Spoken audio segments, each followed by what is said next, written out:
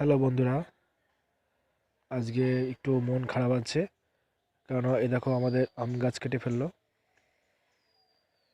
এই যে আম গাছটা কেটে বিক্রি করা হয়ে গেল।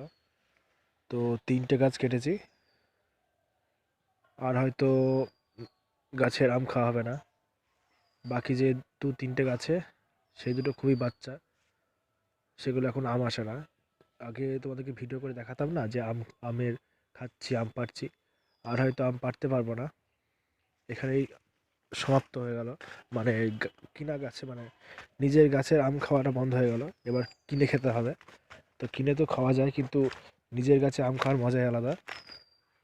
সেই মজাটা হয়তো আর পাবো না।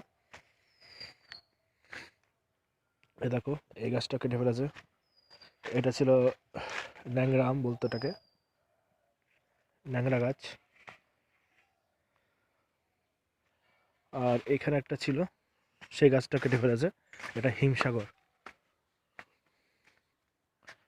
বুঝতে পারছো?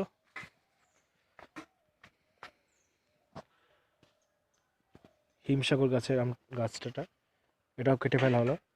তো বাবাকে বলেছিলাম কাটতে হবে না, শুনলো না, বললো বাড়িতে রোদ আসে না, প্রচণ্ড গাছপালা, ওর জন্য গাছগুলো কেটে ফেললো।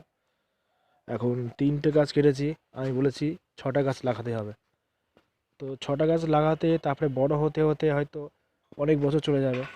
তা কবে আম পাবো আর কবে আম খাবো? তো এই জন্য একটু মনটা খারাপ আছে, গাছগুলো কেটে ফেললো।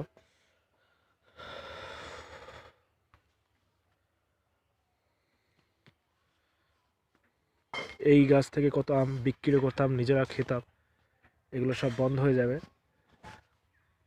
খুব খারাপ লাগছে, মনটা খারাপ। কাটতে বারণ করলাম, আমার কথা শুনলো না। এখন 6টা গাছ আমাকে লাগাতে হবে, এবং 6টা গাছ আমাকেই মানুষ করতে হবে। 3টের বদলে 6টা গাছ, 6টা গাছ আমাকে লাগাতেই হবে। তো আর কিছু বলবো না, সবাই ভালো থাকো। আর তোমাদের গাছে আমগুলো খেয়ে খেয়ে আমাকে দেখিও, যাতে আমারও একটু খারাপ অনুভূতিটা ভালো হয়ে যায়, যে আমি যে গাছগুলো লাগাচ্ছি সেই গাছগুলো থেকে আবার হয়তো আম পাবো আমি, আশা করছি। Bye bye.